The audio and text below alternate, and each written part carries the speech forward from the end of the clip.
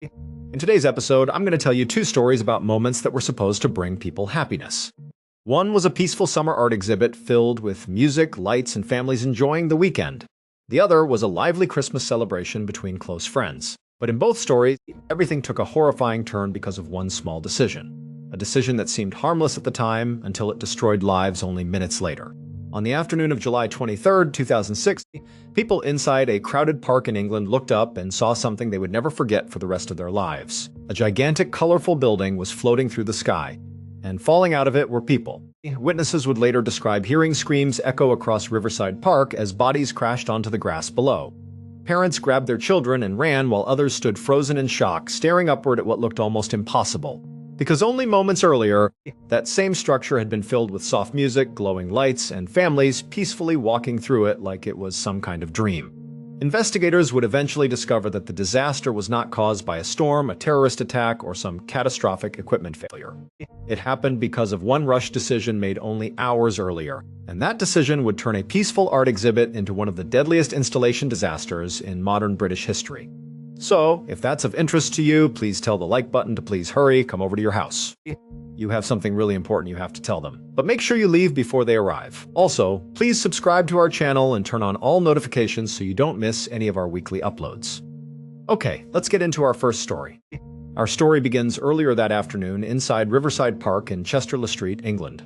Elizabeth Collings was spending the day with her 14-year-old grandson, enjoying what should have been a completely ordinary summer afternoon. The weather was beautiful. Families relaxed across the grass while children played beneath the sunlight and a warm breeze drifted through the trees. Then her grandson suddenly pointed across the park. Towering above the field was a massive glowing structure pulsing with color and music.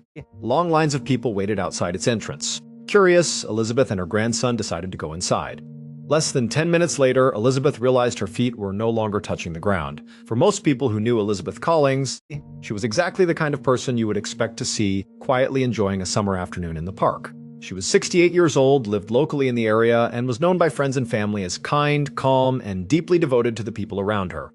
She especially loved spending time with her grandchildren, and that afternoon with her grandson had not been planned as anything unusual or exciting. They had simply decided to enjoy the weather together. At the exact same time, however, only a short distance away, another person was dealing with an entirely different kind of emotion. Anxiety, pressure, fear that years of work were about to collapse in front of him. That man was Maurice Agus. Maurice was 74 years old and had spent nearly 4 decades building large-scale immersive art installations around the world. His work was strange, ambitious, and designed to emotionally overwhelm the people who experienced it. He did not create ordinary sculptures or paintings. Instead, Maurice built environments people could physically walk through. Glowing dreamlike spaces filled with light, color, and sound meant to make visitors feel transported into another reality. And Dreamspace was supposed to be the greatest thing he had ever created. To Maurice, Dreamspace was not just another project. It was supposed to be the exclamation point at the end of his career.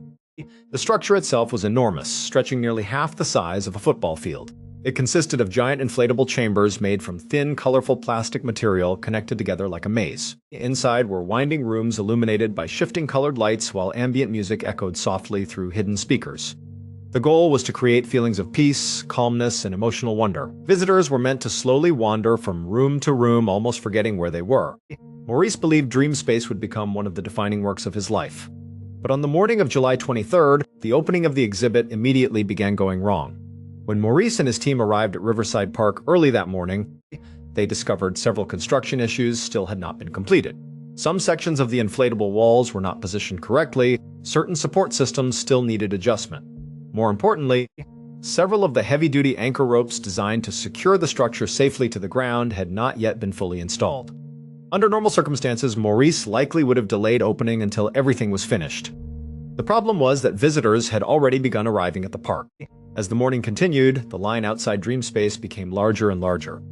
Maurice watched as crowds formed near the entrance. Some people checked their watches impatiently, while others asked staff members when the exhibit would finally open.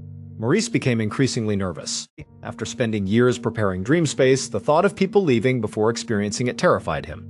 He worried that if the opening failed, then the final masterpiece of his career would become an embarrassment instead.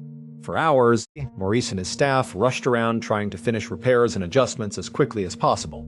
But eventually Maurice reached a point where he felt trapped between two bad options. Either continue delaying the opening and risk visitors walking away, or open the exhibit before every final safety precaution had been completed, and so Maurice made the decision investigators would later focus on again and again. He stepped back, looked over the work his team had completed, and convinced himself everything was probably safe enough. Not perfect, but good enough. He instructed his staff to stop what they were doing and begin letting people inside. At first, the decision seemed completely justified. Dreamspace was an immediate success. Visitors emerged from the structure smiling and amazed by what they had seen inside. More and more people joined the line throughout the afternoon. Some described the exhibit as magical, while others said it felt like walking through a dream. Standing outside the structure, Maurice finally began to relax for the first time all day. Maybe the stress and rushing had all been worth it after all. Including Elizabeth and her grandson, visitors entering Dreamspace that afternoon had absolutely no idea that parts of the structure surrounding them had not been fully secured. The moment Elizabeth Collings stepped inside Dreamspace, she immediately understood why everyone outside seemed so excited. The interior looked unlike anything she had ever experienced before. The lighting inside was dim and soft, with glowing walls shifting between shades of blue, green, purple, and orange. Gentle ambient music echoed through the inflatable chambers while visitors quietly wandered from room to room. Even though the structure was crowded and warm, the atmosphere somehow still felt peaceful. People instinctively lowered their voices as they moved through the glowing corridors. Elizabeth smiled at her grandson and quietly told him it was beautiful inside. For the next several minutes, the two slowly explored the maze together. They passed through chambers glowing with deep blue light before entering others illuminated with warm amber colors. In certain areas, the colors blended together in strange ways that made the walls appear almost alive. Combined with the music and the shifting light, the entire experience felt strangely hypnotic. Eventually, Elizabeth and her grandson entered one particular room illuminated almost entirely in blue. Nearby, another chamber cast orange light through one of the openings, creating a greenish glow where the colors overlapped. The ambient music hummed softly around them while visitors stood quietly admiring the atmosphere. And for a few brief moments, Elizabeth completely forgot she was standing inside a giant inflatable structure in the middle of a public park. Then suddenly, a violent snapping sound exploded through the exhibit. It was unbelievably loud, like a giant rope being torn apart. The entire room jolted sideways. Several people stumbled into the walls, while others instinctively grabbed onto nearby surfaces to steady themselves. Elizabeth felt dizzy as the glowing room around her tilted unnaturally. At first, many visitors assumed part of the structure had collapsed. But then something happened that made no sense at all. Elizabeth felt her body suddenly become weightless. Her feet were no longer touching the floor.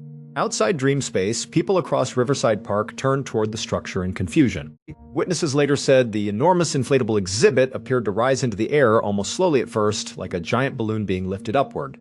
Then the wind caught it. The entire structure twisted violently above the park while screams erupted from inside.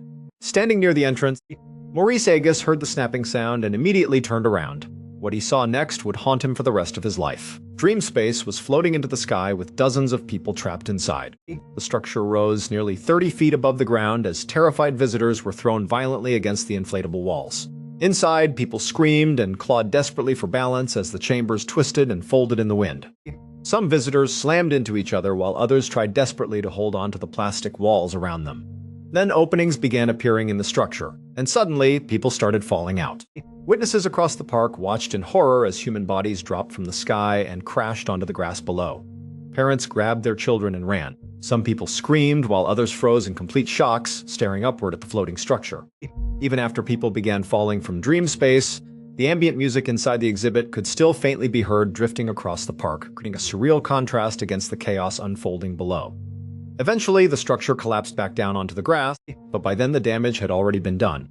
Emergency crews rushed into Riverside Park within minutes and found scenes of complete devastation. Injured victims were scattered across the field while pieces of the collapsed inflatable structure covered the grass. Some people had broken bones while others were unconscious. Witnesses stood crying or staring silently at the wreckage, struggling to process what they had just seen. In total, 27 people were injured. 2 people died. One of them was Elizabeth Collings. In the immediate aftermath, many people assumed the disaster had simply been caused by an unexpected gust of wind. Because Dreamspace was inflatable, that explanation initially seemed reasonable. But investigators quickly began finding evidence that made the situation far more disturbing. Weather reports from that afternoon showed only mild winds moving through the area. Nothing remotely strong enough to launch such a massive structure into the air. That detail immediately changed the direction of the investigation. Authorities began carefully examining the remains of Dreamspace, focusing especially on the anchoring systems designed to secure the structure safely to the ground. And then investigators discovered the critical detail that explained everything. The front anchor ropes securing Dreamspace had been installed properly, but several rear anchor points had never been attached at all. That discovery completely destroyed the original theory that the disaster had been unavoidable. Investigators reconstructed the final sequence of events piece by piece. Earlier that morning, Maurice's staff had been rushing to complete preparations before visitors lost patience and left the park. The unfinished rear anchors were supposed to be secured later, but when Maurice decided to open the exhibit early, those safety measures were never completed. Because Dreamspace was constructed from extremely lightweight inflatable material, the mild afternoon breeze moving across Riverside Park had been enough to slip underneath the unsecured rear section of the structure. Once air began lifting the inflatable chambers upward, the secured front anchors strained against the force until they finally snapped one after another. That deafening sound heard by everyone inside Dreamspace had been the exact moment the structure tore free from the earth. Investigators concluded the disaster had been entirely preventable. If the remaining anchors had been secured properly, Dreamspace likely never would have lifted into the air at all. And the most horrifying part was that the weather itself had never truly been dangerous. It had simply been an ordinary summer breeze interacting with an unfinished safety system. Following the investigation, Maurice Agus was convicted of violating health and safety regulations and received a financial penalty. But by then, the legal consequences barely mattered compared to the emotional devastation surrounding the tragedy. Dreamspace had been intended to create peace, wonder, and serenity. Instead, it became permanently associated with death. Maurice was reportedly destroyed emotionally by what had happened. The exhibit he believed would define his legacy had instead become remembered as one of the deadliest art installation disasters in modern British history. He never created another major installation again. 3 years later, in 2009, Maurice died. For the survivors and witnesses who were there that afternoon, the tragedy inside Riverside Park never truly ended when the wreckage of Dreamspace was finally cleared away. Years later, many people still spoke about the same horrifying image they could not erase from their minds. A giant, colorful structure silently drifting into the summer sky while terrified people fell from inside it. Some witnesses later admitted they avoided returning to the park entirely because simply seeing the open field brought back memories of the screams, the panic, and the bodies hitting the ground. For the families of the victims, especially the family of Elizabeth Collings, the pain was even harder to process because the day had begun so normally. Elizabeth had not traveled somewhere dangerous. She had not knowingly taken a risk. She had simply gone for a peaceful walk with her grandson on a warm summer afternoon. The disaster also left a permanent shadow over the legacy of Maurice Agus. Dreamspace had been created to inspire feelings of peace, wonder, and serenity. Instead, it became remembered as a symbol of how one rushed decision can destroy lives in seconds. Although Maurice was fined for violating health and safety regulations, many people believe the emotional punishment that followed was far greater. Reports said he was devastated by the tragedy and never created another major installation again. The masterpiece he hoped would define his 40-year career instead became forever connected to death and trauma. And perhaps the most unsettling part of the entire story is how ordinary everything looked right before the disaster happened. Families laughing in the park, music drifting through the summer air, children running across the grass. Nothing felt dangerous. Nothing felt wrong, until suddenly it was too late. Because sometimes the deadliest tragedies are not caused by evil intentions or violent storms. Sometimes they begin with ordinary people convincing themselves that good enough is safe enough, and once that line is crossed, there is no taking the decision back. Thank you so much for watching today's episode. If this story stayed with you, let me know your thoughts in the comments below. And if you enjoy true crime, strange disasters, and mysterious real-life stories, make sure to subscribe and turn on all notifications so you don't miss future uploads. Until next time, see ya!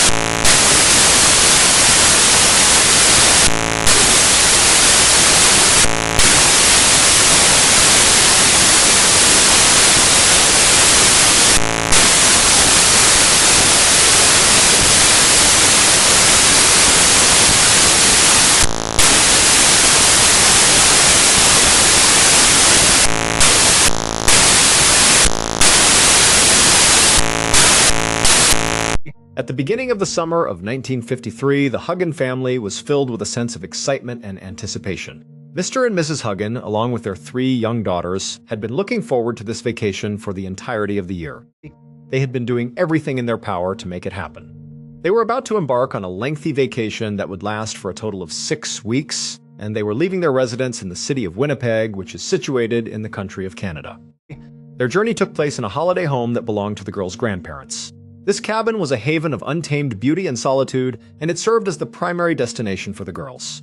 However, this was not a typical cabin by any stretch of the imagination. Within the heart of a town known as Wade, which was located in one of the most inaccessible and wild sections of Ontario, it was situated in the middle of the local community. Imagine that a small wooden house has been entirely buried in the center of a large forest that is covered with swamps. This house is completely submerged. That was the perfect place for them to go during the summer. The cabin was situated in close proximity to Fox Lake, which is a beautiful body of water that was quite close by. Within the province of Ontario, it was considered to be one of the largest lakes. On the evening of July 4th, the family gathered their belongings into their vehicle, and then they set off on the arduous drive, arriving late in the evening. The journey had left them fatigued, and as a consequence, they did not achieve much on the first night of their journey. After they had finished unpacking the essentials, they made certain that the girls were comfortable, and then they simply appreciated the peace and quiet that comes with being away from the city. There was complete consensus among all of them that the real adventure would start the following day. Beginning from that moment forward, on the morning of July 5th, the cabin was filled with the sounds of a family getting ready for a day of exciting activities. In addition to being straightforward, the method was faultless. Every single member of the adult group arrived at the conclusion that they would spend the day at Fox Lake with the 3 young females. They would simply unwind in the warmth of the summer sun by having a picnic, going swimming, and simply basking in the sun. It was allowed for the 3 little girls to play outside while the parents were busying themselves with things such as gathering towels, packing food, and making sure they had everything they needed. However, the adults were busying themselves with chores such as these. As a result of the cabin's secluded position, there were no neighbors within a certain distance of the cabin. In the middle of the wilderness, they had their very own private and secluded area all to themselves. There was no cause for concern regarding the fact that the children were permitted to play outside on their own. In each and every respect, it was average. They did not face any danger. They were observed playing together in the front yard, and the sound of their laughter could be heard throughout the morning. The 2 older daughters were spotted playing together. There was a young girl named Geraldine who was 5 years old and was playing by herself on the side of the cabin. She was the youngest child. Those adults who were inside the house were able to see her, but her sisters were unable to see her from the front yard where they were standing. It appeared as though they were keeping a close watch on all 3 of them, periodically popping their heads out of a window or a door in order to ascertain the current state of affairs. At every single point in time, they discovered that everything was in its proper place. Geraldine was having a fine time in her own little realm, playing gleefully, and she was doing so exactly where she was. That morning, at 10 o'clock, the automobile was finally packed when it was finally packed before it was ultimately packed. After folding all of the blankets and filling the cooler with ice, everyone was ready to pack up their belongings and head to the lake that they had been planning to visit. In order to retrieve their children, the parents went outdoors and took a step outside at some point. They shouted out to the 2 older girls who were still in the front yard, and both of them came running over, anxious to go on the adventure even though they were still in the front yard. After that, they proceeded to the side of the house in order to fetch Geraldine, who was hiding there. The fact remains that she was not present. In the beginning, it appeared like nobody was concerned. She was 5 years old at the time of her birth. It is obvious that she did not travel a great distance. While they were yelling her name and making a round around the cottage, they were holding their breath in anticipation that she may come out from behind a bush at any moment. Her sisters were questioned in order to determine whether or not they had seen her, or whether or not they knew where she most likely went. All the ladies did was shrug their shoulders. Neither of them had seen her at any point. She had been standing on the side of the house for a half-minute, according to the report that they received. When conducting a quick check of the nearby vicinity outdoors, the adults came to the realization that she must have re-entered the cabin without being noticed. This was the conclusion that they reached when the search was unsuccessful. It was the only other location that seemed to make sense for her to be in that particular moment. As a consequence of this, they went inside and started a search that was somewhat more thorough.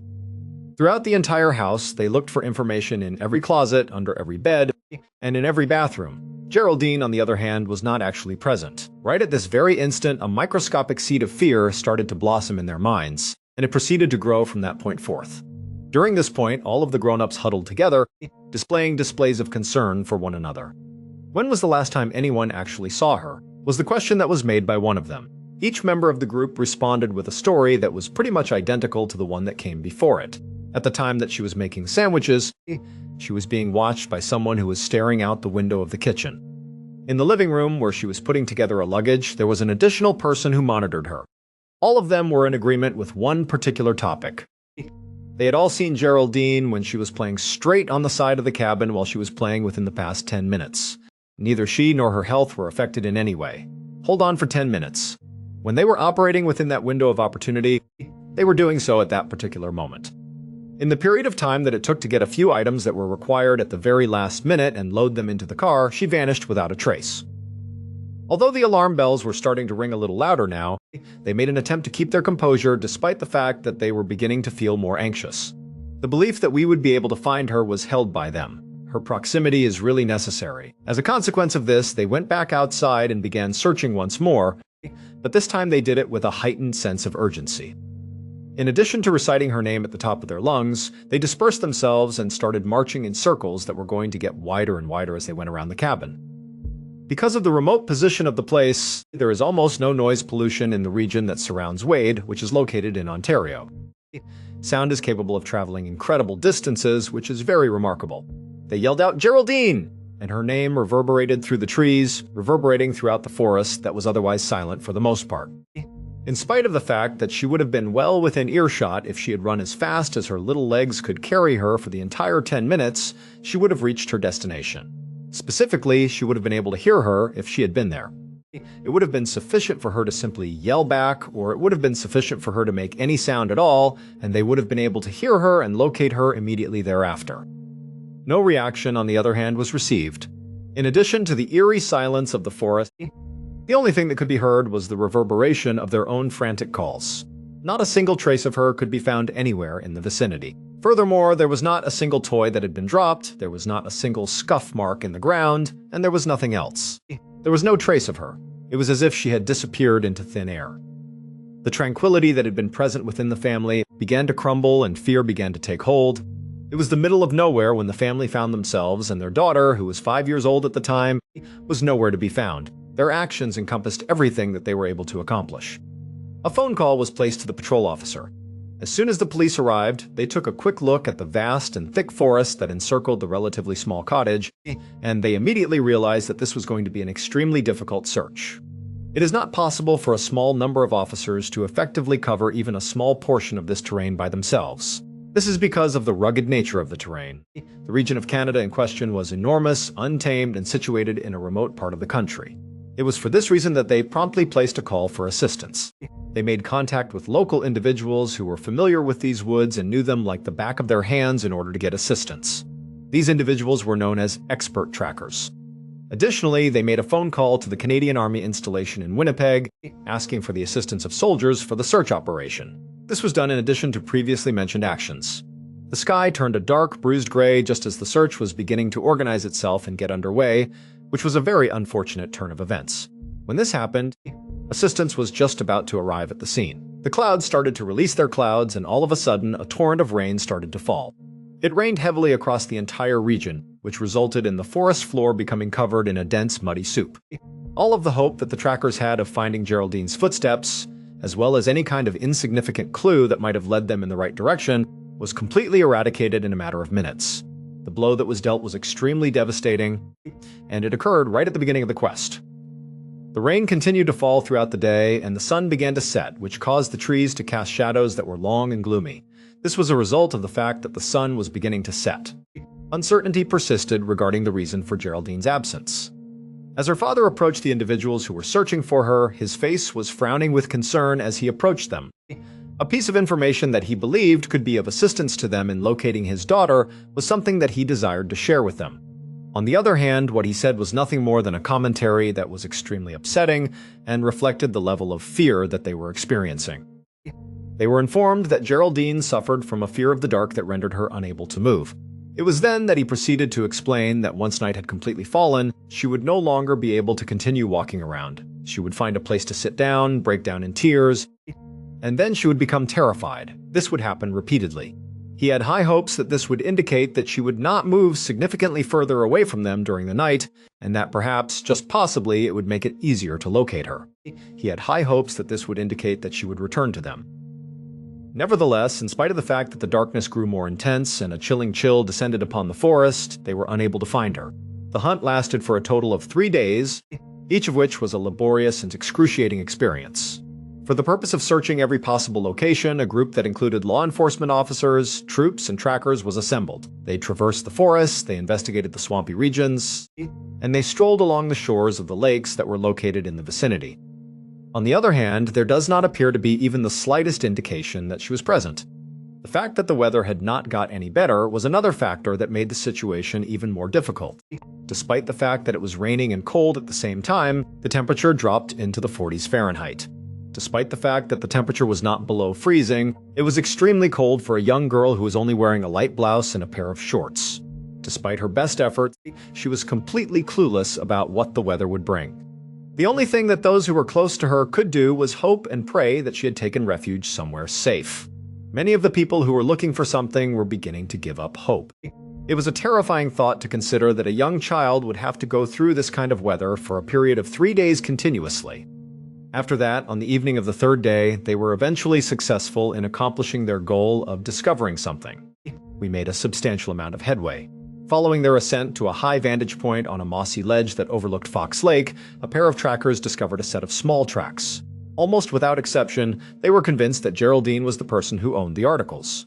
Due to the fact that the prints were preserved in a patch of moss that had been shielded from the rain to some degree, it was difficult to make out what they were. The way in which the footprints were arranged contributed to the transmission of a brief story. Because they were looking out over the large lake, it seemed as though a child had stepped to the edge of the ledge, remained there for a short period of time, and then turned around because they were considering what they were doing. After that, the tracks led away from the ledge and down a slope, and then they went straight into the dense, dark marsh that was immediately below them. The people who were conducting the search followed the trail as far as they could, but as soon as the tracks came into contact with the wet and swampy terrain of the swamp, they disappeared completely and were no longer recognizable. Even though it was a very insignificant discovery, it was enough to give the entire search effort a boost of energy. At this point, they were able to focus their attention on a specific aspect. The command center was moved, and thousands of people, including local volunteers and professionals, descended into the marsh to assist in the relief efforts. These individuals were trying to help those who were in need. They arranged themselves in long lines and walked shoulder to shoulder around the area in order to conduct a comprehensive search through the thick bush that was infested with mosquitoes. In spite of the fact that they were all looking for any sign of the young girl who was known to be wearing the light shirt and shorts, they proceeded to push through the dense vegetation and wade through the stagnant water. The work wasn't easy, and it put a lot of strain on the body. Again, they were unable to find anything that they were looking for. As time passed, the days turned into a week, and the hope that had been sparked by the discovery of the footprints began to dissipate into a bleak sense of dread as the discovery of the footprints continued. After that, on the 7th day of the hunt, they discovered yet another clue in the marsh, not too far away from the location where Geraldine's footprints would disappear. This clue, on the other hand, did not provide any cause for optimism. The experience was very unsettling, to say the least. A tracker found an additional pair of footprints that had been buried in the mud. These footprints were crushed into the mud. These items did not belong to Geraldine in any way. The size of them was enormous, absolutely enormous in terms of size. In the event that these prints were produced by a human being, the person who was responsible for them would have to be quite large, to the point where they would be of enormous proportions. The other possibility was that they belonged to a gigantic animal of some kind. However, the trackers, who were individuals who were familiar with every species that lived in these forests, were unable to determine what kind of animal would leave a print like that. It was impossible for it to have been a bear, a moose, or any other animal that they were familiar with. There was no way that it could have happened. It was at this point that the entire atmosphere of the search underwent a remarkable transformation. In spite of the fact that there was no concrete evidence that could definitively link this strange and enormous print to Geraldine, a new and unsettling idea began to creep into everyone's collective consciousness. Although it was a tragic event, the disappearance of a child who had been lost was a sadness that could be understood by anyone. In spite of that, this presented a very different sensation. People started to speculate about whether or not the large print that had been left in the swamp by whatever or whoever had left it had any connection to the events that had taken place with Geraldine during the time period in question. The idea that she had simply wandered off throughout the course of her journey and become disoriented was now being cast in a shadow by a scenario that was significantly more dangerous than the one she had just experienced. A heightened sense of urgency was present in the hunt, but this time it was accompanied by a sense of dread. As well, the search was restarted. 2 days later, which was now 9 full days after Geraldine had been reported missing, the search for her shifted in a manner that was completely outside of anyone's expectations. Some of the skilled trackers were working in an area that was located on the opposite side of the swamp, which was approximately 2.5 miles away from the marsh where the enormous print had been found. It was a lake that was quite long and narrow, and it was appropriately named Long Lake. They found themselves on the eastern shore of a completely different body of water, which was a lake. At that location, one of the trackers found a small piece of fabric that had become entangled on a branch that was hanging at a low level. It was determined that there was a minuscule remnant of plaid fabric. They brought it back to the command post, where the Huggin family discovered that their worst fears had been realized at that very moment. The piece of clothing that Geraldine had been wearing on the day that she disappeared was the source of the information as it was discovered, an area that is 2.5 miles in length. How did a small piece of her clothing make its way all the way over here? I'm curious as to how it reached this location. The entire search operation, which had grown into a massive operation, was redirected almost immediately after it had escalated. As soon as they had relocated everyone and everything to this new section of Long Lake, they moved everything over there. As soon as they had a specific place to concentrate on once more, they began doing another grid search of the shoreline and the woodlands that were located in the surrounding area. This time, they did not have to wait for an extremely extended period of time. It was 24 hours before they were able to search for her. The site where the remains of Geraldine were discovered was a bizarre and exceedingly awful place to be in. In spite of the fact that there was very little that remained of her, it was immediately clear to the investigators that there had been a significant amount of animal predation. The first thing that came to my mind was that she must have been attacked by a pack of wolves or possibly a bear. This was the conclusion that occurred to me first, and it was also the one that was the most obvious. That would prove to be the ultimate demise of her.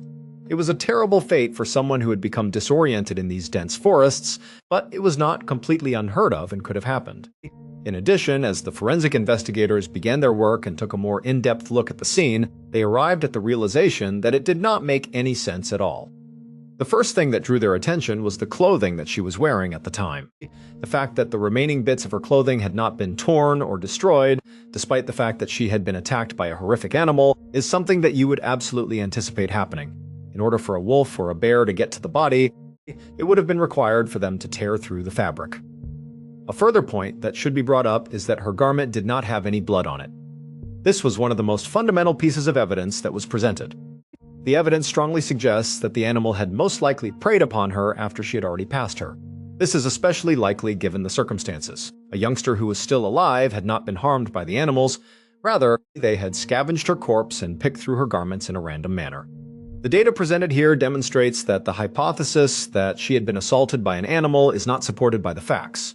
Consequently, if it wasn't an animal that was responsible for her death, what was it? The investigators who were present at the scene was able to uncover an additional piece of information that added to the ongoing mystery. It appeared as though Geraldine's body had been transported from a nearby meadow to the location where she was ultimately found at the end of the day. They were able to discern a definite drag line inside the grass and soil that they were working across. After following this line with great caution, they discovered that they had arrived in a little field that was open to the sky. They came across a section in the middle of the meadow where all of the grass had become entangled with one another in the shape of a massive rectangle. It appeared as though something of tremendous scale had been lying there for a considerable amount of time, as stated by one of the principal investigators who was conducting the investigation. A certain amount of discussion began to emerge among them as a result of the possibility that this meadow could have been the primary scene, the place where Geraldine had truly been slain. In the aftermath of that, animals had arrived and transported her remains to the location where the search party had found her. It was after the initial event that this took place. All of a sudden, the detectives' minds started to come together with all of the unusual pieces of the puzzle that they had only lately uncovered. As of this moment, they were in possession of two pieces of evidence that were truly exceptional and comprised something of considerable magnitude. It was on the 7th day of the hunt that they had found that enormous footprint in the marsh that they had not been able to identify. Specifically, it was situated in the same general place where they had found the last known footprints of Geraldine.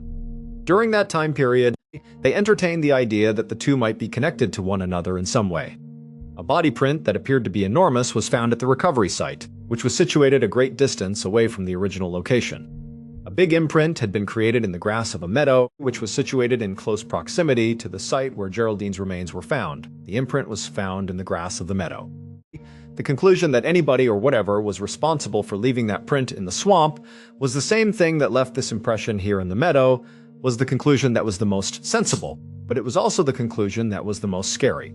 And in the event that this were the case, then the same unidentified person or thing was most likely the one who was responsible for the murder of Geraldine. On the other hand, this discovery did not remove the ambiguities surrounding the situation. As a matter of fact, it meant that the investigators were left with two distinct theories to take into consideration, neither of which made any type of sense in relation to the circumstance. In the beginning, it was believed that the prints, which included the one that was discovered in the swamp as well as the body impression that was discovered in the meadow, belonged to a very huge individual, the Colossal. The concept that underpinned this idea was that there was a huge, reclusive individual who resided in the woods.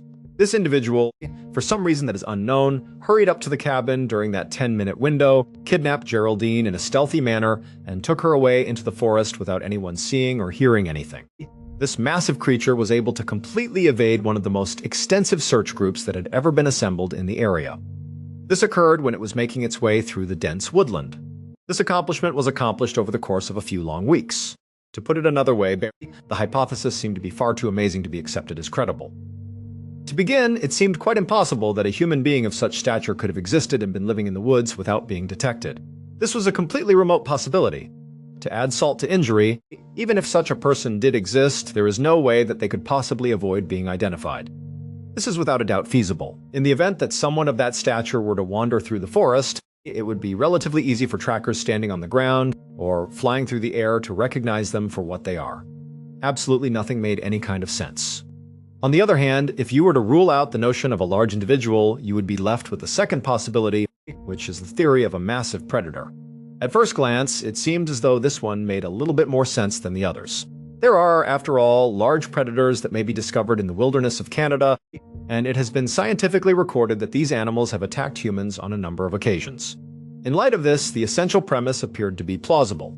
On the other hand, this theory was also rejected when the investigators reviewed the actual evidence that was discovered in Geraldine's remains. As a result of the state of her clothing, they had already arrived at the conclusion that an assault by a wolf was not a possibility. In addition, after taking everything into consideration, they had ruled out the likelihood that the victim had been the victim of a traditional animal attack as the cause of death. The question is, if this was some large, unknown predator, how was it able to kill her without leaving any of the indications that would ordinarily be expected to be left behind? The type of animal that is responsible for the murder of a child is one that does not tear the child's clothing if it does so. Following the conclusion of everything that had been done, the detectives were left with a mystery that was not only comprehensive but also puzzling. In general, the official report did not provide any conclusive evidence. Because there was not enough of Geraldine's body that was still available, they were unable to declare an official cause of death for her. This means that they were unable to determine the cause of death. They informed the Huggin family, who were inconsolable at the time of their meeting with them, that their best opinion was that she had most likely become disoriented and then been attacked by wild creatures. This was the best explanation that they could come up with on their own. It was a plain and bad answer, but it did bring some sense of resolution despite the fact that it was terrible. However, at a later point in time, the key investigators would talk about the matter with the family as well as with one another. For all intents and purposes, they admitted that they had no idea what had happened with Geraldine and that they were absolutely naive about it. It was unknown who or what had left those massive footsteps, but they were certain that it was someone or something. The events that had taken place in that field with those individuals were completely unknown to them. The fact of the matter was that they simply did not have any clue concerning the reason for this. In the end, the investigation was fruitless because there was no suspect and there was no evident cause of death. So the investigation was failed. When it came to the case of the young Geraldine Huggin, there were no arrests, no trials, and no administration of justice. It was a cautionary tale for parents to keep a tight eye on their children, and it became a dismal piece of local tradition in that region of Ontario. It was a ghost story that was told around campfires. In the community, the case became a legend. In the years that followed, the Huggin family endured a lifetime of suffering, which was made even more excruciating by the fact that they were unable to determine what might have occurred. After their 6-week summer vacation had come to an end as a result of the most dreadful calamity, they were left with a series of haunting, unsolved questions that would accompany them for the rest of their lives. These questions would remain with them for the remainder of their remaining years. When everyone was gazing away for 10 minutes, there was a gap in the activity. What actually happened during that time? When those massive tracks were left in the marsh, who or what was responsible for leaving them there? It is difficult to comprehend how a fragment of a shirt that was worn by a child who was only 5 years old could have traveled the distance of 2.5 miles through the dense forest to reach the shore of another lake. And the most troubling question of all, if Geraldine Huggan did not pass away as a result of being attacked by an animal, then what was the reason of her passing? In spite of the fact that more than 70 years have passed, the forest continues to serve as the storehouse of the treasure. I want to express my gratitude for your presence here today. I would appreciate it if you could share your ideas with me in the comments area if you watch the program tonight. Also, bear in mind that we have a whole playlist of episodes of true crime waiting for you to watch in one sitting right now. You may watch all of these episodes in one sitting till the next time we meet again. What's going on? They went on a quiet night in March of 2016. Two friends were sitting together on a couch in a small apartment in Lunel, France. They were watching a true crime show on television, one of those investigative programs that breaks down unsolved cases. And this particular episode was hitting uncomfortably close to home, literally. It was about a missing man who had vanished just a few miles from where they were sitting. They watched the reenactments, they listened to the interviews with the family, and they sat in silence, absorbed in the story. And then, all of a sudden, in the middle of the broadcast, one of the friends shot up from the couch. She started pacing back and forth across the small living room, her hands fidgeting, muttering words to herself that the other friend couldn't quite make out. The friend, still on the couch, watching this strange behavior, finally asked her what was wrong, and she was in no way prepared for the answer she was about to get. At 4:30 in the afternoon on June 23, 2014, 49-year-old Patry hurried out of a side door of the hospital where he worked in Sète, France. He was buttoning up a fresh collared shirt as he practically ran towards the employee parking lot. He got to his scooter, climbed on, and quickly glanced at his watch. He was running late. He lifted the kickstand, twisted the throttle, and sped off into the afternoon traffic. Horns blared around him as he swerved between cars, but Patry didn't care who he was annoying. He had a date to get to, and right after that, he had to be at his daughter's dance recital. He was determined not to miss either one. These two events were some of the only things he had to look forward to in a very long time. Things in Patry's life hadn't been good for a while. It had been a slow, difficult slide that started about 8 years earlier. He had fallen into a deep rut of serious binge drinking and heavy gambling. One day, during a drunken argument, he had struck his wife. That was the final straw for her. She filed for divorce, and in the proceedings that followed, Patry lost custody of his daughter, a 12-year-old girl named Alabama. After the divorce, Patry's life didn't get any better. He ended up moving back in with his elderly mother, his drinking only got worse, and his gambling habit continued to spiral. He was working as a hospital janitor, but he was gambling away most of the money he made. Then things got even more complicated. He got involved in an affair with a married coworker. When her husband found out about it, the coworker, a woman named Nadesh, died of an apparent suicide. Her death had happened 5 years before this day in 2014, and it had been so traumatic for Patry that he had barely dated anyone since. He had just about given up on the idea of finding someone new, of having a normal life again. But then, a few weeks ago, he had gotten a phone call out of the blue. It was from the woman he was now racing to meet, a woman named Audrey Liu. As he sped through the streets of Sète, Patry worried that Audrey might not wait for him. He was really running that late. So he twisted the throttle even more, shooting across an intersection and ignoring more angry honks from other drivers. He and Audrey had actually met a long time ago, right after his divorce. They had gone out a few times, but they had eventually just lost touch. She was quite a bit younger than he was, and back then she had a habit of standing him up. But she was also a lot of fun, and it had been so long since Patry had been on a real date. So when she called him up saying she wanted to go out again, Patry had immediately said yes. They made plans to meet that afternoon at a park near his work, a place that was known for its big rocky hill that rose up behind it. It was a beautiful spot. It had some of the best views in the whole city, with the ocean sparkling on one side and dramatic cliffs dotted with old caves on the other. They weren't going to have a lot of time together. It would probably just be enough for a short walk before Patry would have to rush off to get to Alabama's recital later that night. But he was hopeful. He hoped that the romantic setting might help spark something between them again, something real. A few minutes later, he pulled up to the entrance of the park. To his immense relief, Audrey was still there, waiting for him. He parked his scooter, and before he got off, he opened the underseat compartment and locked his cell phone inside. Then he walked over to her. He could see a nervous smile on her face, and it made him feel like she was almost as excited about this date as he was. That gave him a nice little boost of confidence. So he took her hand, and together, they started walking down the path into the park. Around 8 o'clock the next morning, about 10 miles up the coastline from that park, Patri's older brother, Mark Ewire, was standing on the deck of his boat. He was a fisherman, and he was in the middle of pulling a big oyster trap out of the water when his phone started to ring. He stopped what he was doing and answered it. Before he could even say hello, he heard his mother's worried voice on the other end of the line asking if he knew where Patri was. Mark frowned. This was a strange question. Patri lived with their mother, so she should know where he was better than anyone. But his mother quickly explained that Patri hadn't come home last night. She had tried calling him, but he wasn't answering his phone. And he hadn't shown up to his janitor job at the hospital that morning, but then she told him the most concerning part of all. Patri had missed his daughter's dance recital the previous evening. And it was this last piece of information that made a knot of worry tighten in Mark's stomach.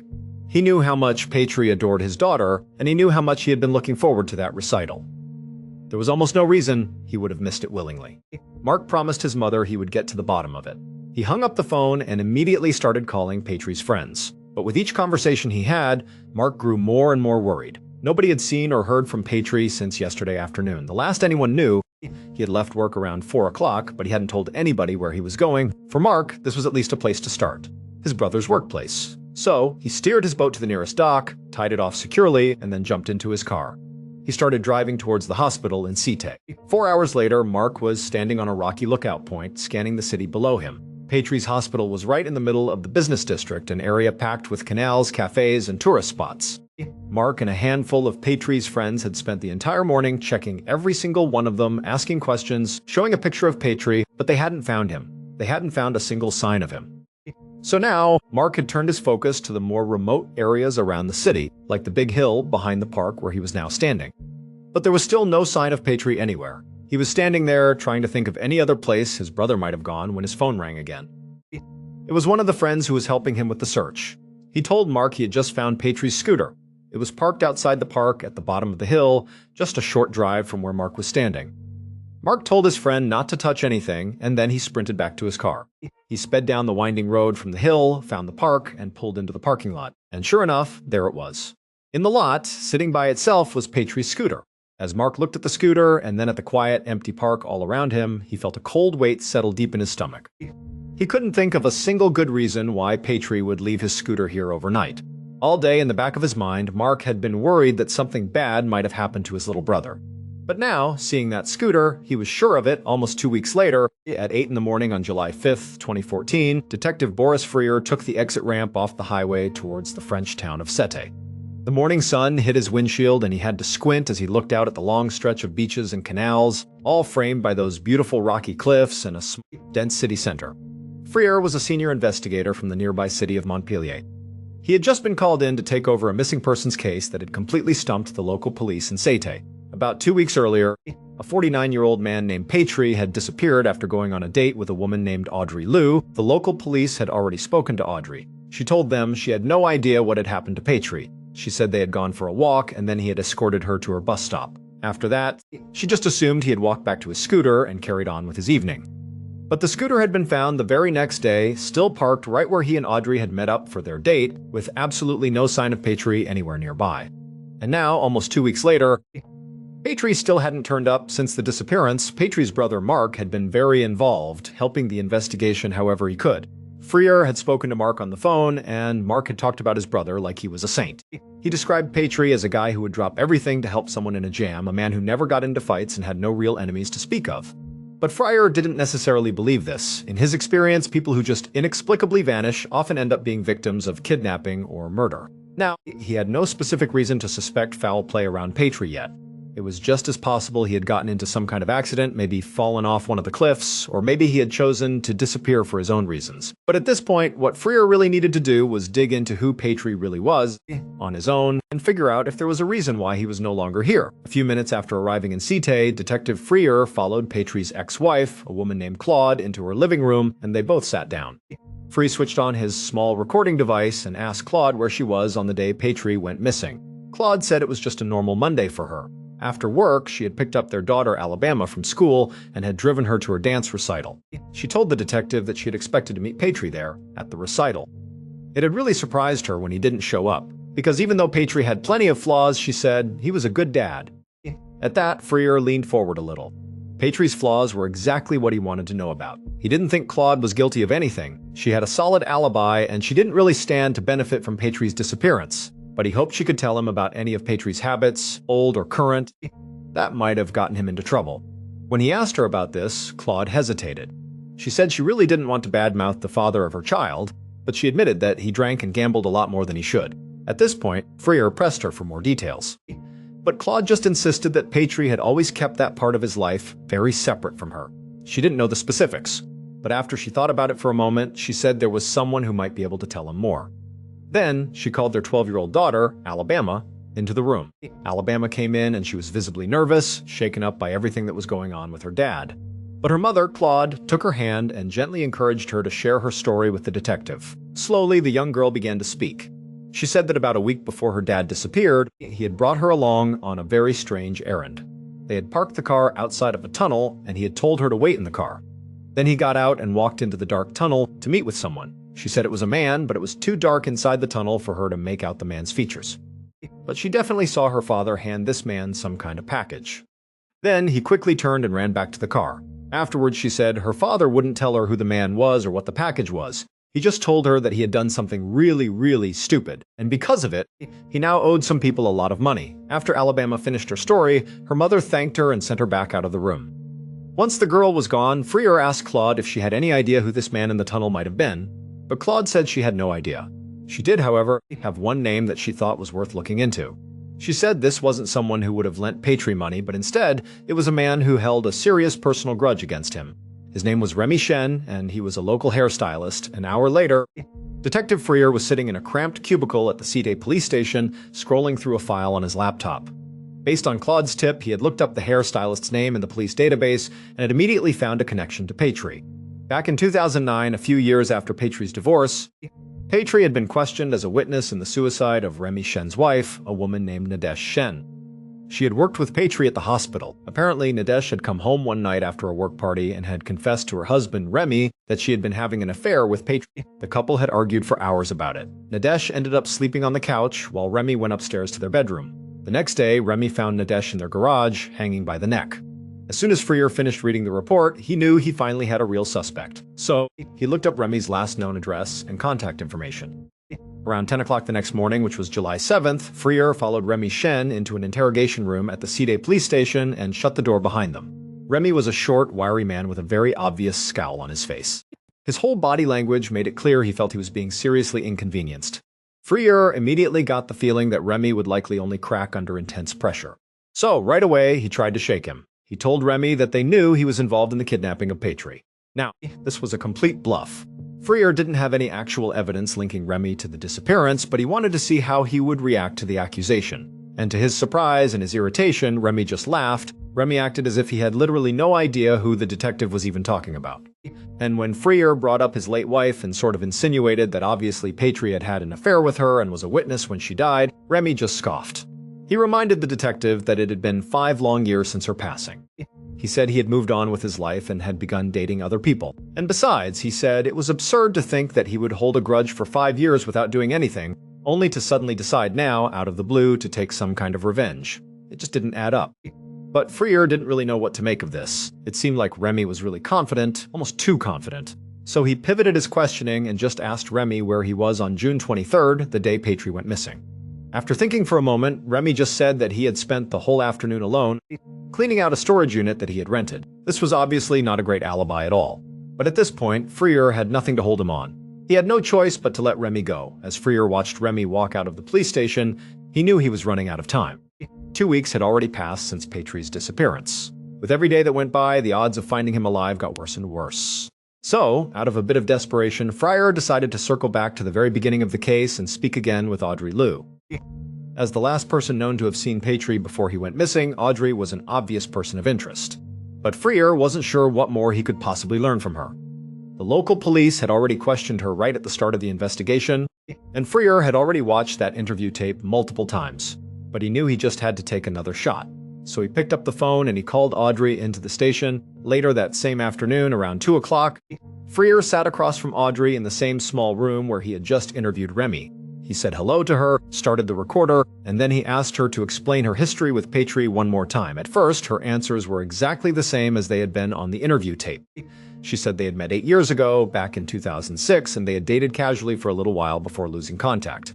Then, just a few weeks ago, she had happened to pass by the bar where they had first met, and it made her think of Patry. So, she had called him up out of the blue to ask how he was doing, and they had ultimately made plans to see each other again. She described their date as a short, pleasant walk around the park, after which Patry had walked her to the bus stop. Then he headed off, presumably to go back to his scooter, and then head off to his daughter's dance recital. And that's when Freer interrupted her.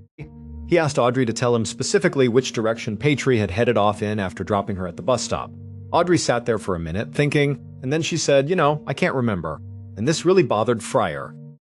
Here was the one person who should be able to tell him the most about Patry's final known movements, and she had basically nothing useful to offer the investigation, so Freer just dropped the polite tone he had been using and he really went after her. He told her he wasn't buying her act, and that she needed to tell him everything she knew right now or this was all going to get much, much worse for her. Audrey's eyes went wide and her voice began to shake as she insisted that she had already told them everything. But Freer didn't let up. He kept demanding that she just admit what she had done until he was practically shouting at her. Audrey was in tears, repeating over and over that Patry had been perfectly fine when she left him. She just didn't remember all the little details. And finally, Freer backed off. He had run countless interrogations throughout his long career, and his gut was starting to tell him that Audrey's fragility wasn't an act. He had pushed her as hard as he possibly could, and he had to admit that maybe, just maybe, she was telling the truth. A little while later, after Audrey was gone, Freer sat alone inside the interrogation room, thinking about the case. He hadn't managed to rule out any of his suspects yet, and he still had no idea who that mysterious man in the tunnel might be. On top of all that, there was still the very real possibility that no crime had even been committed here. They still had no body. For all he knew, Patry could have just walked away from his life.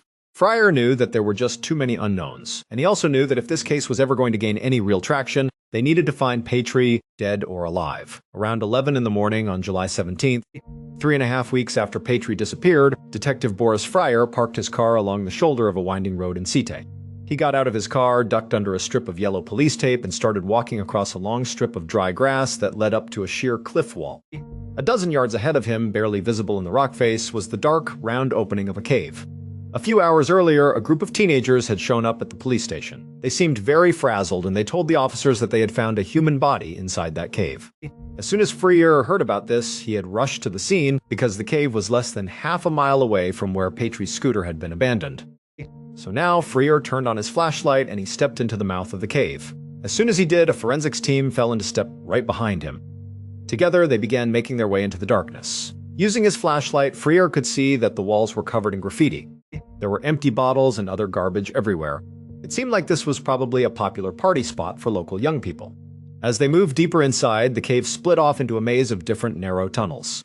And just as Freer was about to direct his team to spread out and begin searching all of them, he passed by one particular tunnel that had an absolutely awful smell coming from it. It was overpowering. So Freer stopped what he was doing and just aimed his flashlight down this one tunnel. And he saw that there was a shallow pit that had been dug into the floor. Lying at the bottom of this pit was what looked like a ragged lump of black fabric. But then Freer stepped closer. The smell was overwhelming now, and Freer knew he was standing over the charred remains of a human body. He bent down to examine it, and he saw right away that there was what appeared to be a bullet hole in the skull and another bullet hole in the torso.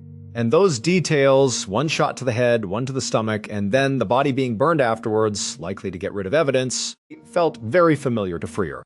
It felt like this could have been a professional mob-style hit a year and a half later, just before Christmas of 2015. Detective Freer was in his office in Montpellier when his phone rang. It was Patry's older brother, Mark, calling to ask for updates on his brother's case again. And Freer sighed because the truth was he had nothing new to report. The body in the cave had been confirmed through dental records to be Patry, and Freer had hoped that that discovery would lead to a flood of new leads. But after scouring the cave for any clues, testing the cigarette butts found at the scene for DNA, and speaking again to the teenagers who had reported the body, the case had just hit a complete dead end. The mob-like execution style did line up with a theory that Freer had, that maybe Patry had been killed over a gambling debt, basically by someone affiliated with organized crime, but Freer had never been able to uncover any trace of Patry having any sort of debt that was large enough to get him killed. He also still had not been able to identify that mysterious man in the tunnel that Patry's daughter had mentioned. And so that left Remy and Audrey as his only two real suspects. Freer had placed both of them under surveillance, but so far, neither of them had done anything suspicious. The investigation was completely stuck. Freer understood that Patry's family was out of patience. So he was not surprised that when he admitted to Mark that he still wasn't ready to make an arrest, Mark finally snapped. He told Fryer that if the police weren't capable of solving this, he was going to take matters into his own hands.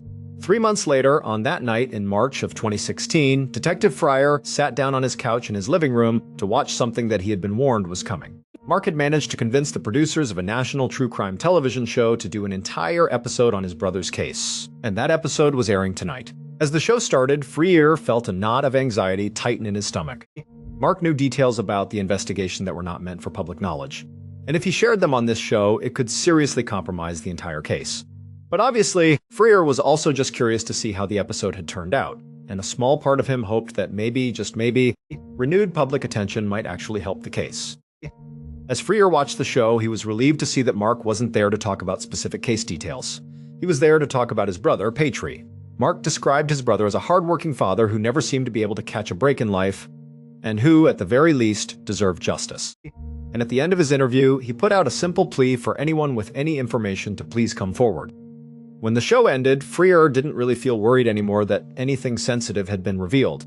But he also didn't think the show was going to have much of an impact. He didn't expect anything to come of Mark's plea for help from the public. He would be wrong, because the very next morning, Fryer's phone would ring. An hour after that call came in, Fryer was ringing the doorbell of an apartment building in Lunel, a town close to Side. A woman answered the door, and when Fryer flashed his badge, she invited him inside. The woman, whose name was Sophie, had reached out to the police after watching Mark's interview on TV, saying she had information about Patry's case. Fryer followed her into her kitchen, and he sat down across the table from her. He turned on his recorder and he told her to just start from the beginning. And the moment the story began to spill out, Fryer knew he had finally solved the case, based on the evidence collected at the crime scene and the witness testimony that followed. The following is a reconstruction of what police believe happened to Patry on the afternoon of Monday, June 23, 2014. At 4:30 in the afternoon, the killer stood on a rocky hill overlooking a park in Sade, watching through a pair of binoculars while Patry and Audrey walked hand in hand down a paved path below. The couple was taking their time, clearly enjoying the scenery and each other's company, and then at some point, Audrey stopped and pointed across the road at the entrance to a cave in the nearby cliffs. When the killer saw this, their heart began to race. They watched intently as the couple actually crossed the road, went up to the cave, and then disappeared inside. At this point, the killer lowered their binoculars and put them inside of a large duffel bag they had brought with them. Then, after slinging this bag over their shoulder, they hustled down the hill and went right to the entrance of that same cave. When they reached the mouth of the cave, they stopped and put the bag on the ground. They unzipped it, and out of it they pulled a large rifle, a roll of duct tape, and a white mask. The killer put the mask on, and with the rifle and tape in hand, they entered the cave. They could hear the sounds of Patry and Audrey inside. They hadn't gone very far in, and they clearly hadn't noticed the killer coming in behind them. They were wrapped up in their date. However, when the killer got close enough, the couple heard their footsteps and they turned around. When Audrey saw the killer in their mask holding a rifle, she began to scream. And Patry, he just went as white as a ghost. Before the couple could even react, the killer threw the roll of duct tape at Audrey and told her that if she wanted to live, she would do exactly as she was instructed. Then the killer told Audrey to use the tape and bind Patry's wrists and his ankles. At first, Audrey just stood there in stunned silence, but eventually she composed herself and she obeyed. As she was binding Patry, Patry just stood there in a state of shock, not really sure what to do or say. When Audrey was done, the killer told her to leave the cave and not to say a single word about what had happened there. She hesitated for just a moment, long enough to glance back at Patry, but then she turned and she ran. Once her footsteps had faded and it was just the killer and Patry inside the cave, Patry just stared, wondering what was going to happen to him. The killer, after making intense eye contact with Patry, raised the rifle and shot Patry once in the head and once in the chest. Patry crumpled to the ground. At that point, the killer slung the rifle over his shoulder, grabbed Patry by the ankles, and dragged his body down a nearby tunnel, dumping him in that shallow pit. Then, the killer doused the body with lighter fluid from a canister they had brought in the bag. They lit a match and tossed it in. As Patry's body began to burn, the killer walked out of the cave and pulled off their mask as soon as they stepped into the daylight. They now had only one thing left to do. Go find Audrey, explain everything, and convince her not to go to the police, because the killer was Remy Shen, the hairstylist who hated Patry for having an affair with his late wife. And he had just successfully tricked Audrey into helping him pull off this murder. It would turn out that Audrey was actually Remy's ex-girlfriend. They had met and begun dating back in 2009, shortly after the death of Remy's wife. And Remy had realized that because of Audrey's history with Patry, because they had also dated, he could use her as a pawn to lure Patry into a trap and finally take his revenge. But even though Audrey was clearly a key part of this plan, she didn't actually know that Remy was going to kill Patry. Remy had told her a sob story about Patry owing him a lot of money, and she believed they were just going to the park to scare him into paying up. It was not until she got into the cave and Remy showed up with a mask on and a rifle that she realized he had something far more sinister in mind. After the murder, Remy convinced Audrey to stay silent by threatening to kill her and her children, and for over a year, she kept his secret, lying to the police the entire time. But when she watched that true crime episode about the case and saw Mark's desperate plea for information, she finally just cracked. She confessed everything to her friend Sophie, who was watching the show with her, who then went on to call the police the very next day. On March 31st, 2016, Remy Shen and Audrey Liu were arrested for their roles in Patry's death. Remy received 30 years in prison for murder, and Audrey was sentenced to 12 years for acting as an accessory to the kidnapping. For nearly 2 years, Patry's family searched for answers, not knowing his body had been lying in that dark cave the entire time, and in the end, the person who destroyed him wasn't a stranger. It was a man who spent years feeding a hatred so deep that even murder wasn't enough. He wanted Patry to feel afraid first, but after all the lies, all the threats, and all the silence, the truth finally came out because one person simply couldn't carry the nightmare anymore. Thank you so much for watching. Let me know what you thought of today's episode in the comments, and remember, we have a whole playlist of true crime episodes ready for you to binge right now. Until next time.